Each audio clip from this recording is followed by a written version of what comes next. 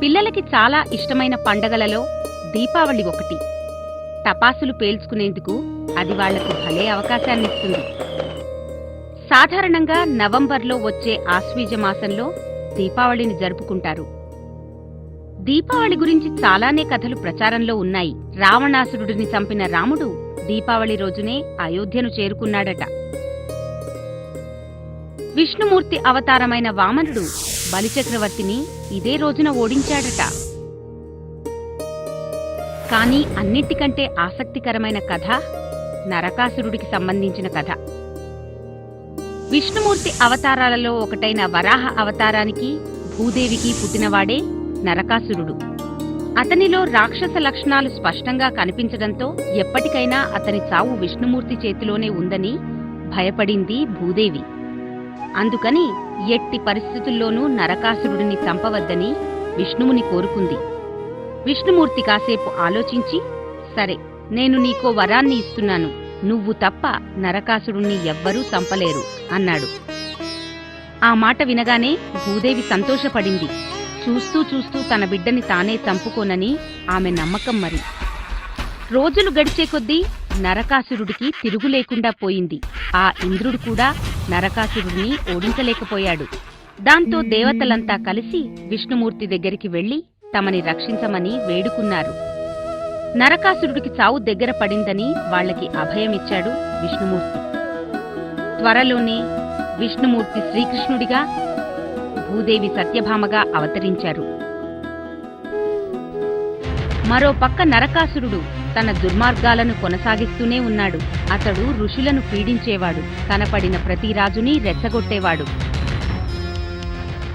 అలా ఒకసారి శ్రీకృష్ణుడినే ఎదుర్కొన్నాడు నరకాసురుడు.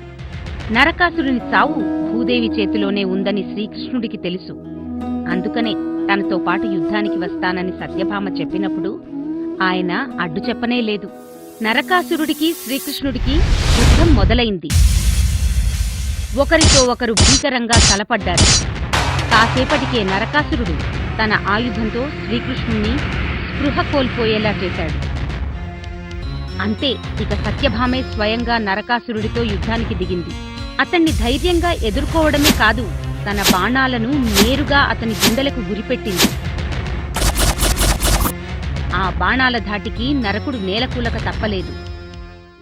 నరకాసురుడు చనిపోయిన ఆ రోజుని నరక చతుర్దశి పేరుతో పిలుస్తూ ఆ విజయానికి గుర్తుగా మర్నాడు దీపాలను, టపాసులను వెలిగిస్తూ సంబరాలు చేసుకుంటారు. అసలు దీపావళి అంటేనే దీపాల వరుస అని అర్థం. దీపావళి రోజు కేవలం హిందువులకు మాత్రమే కాదు, జైన్, సిక్కు మతాల వారికి కూడా ముఖ్యమైన పండగే. జైన తీర్థంకరులలో చివరివారైన వర్ధమాన మహావీరుడు నిర్యాణం చెందింది ఈ రోజునే. హిందువులు ఈ రోజు లక్ష్మీదేవిని కూడా చాలా శ్రద్ధగా పూజిస్తారు. లక్ష్మీదేవి ఆ రోజున తన భక్తుల ఇళ్లకు వస్తుందని ఓ నమ్మకం. నిజానికి దీపావళిని లక్ష్మీ పూజ అన్న పేరుతో కూడా పిలుస్తారు.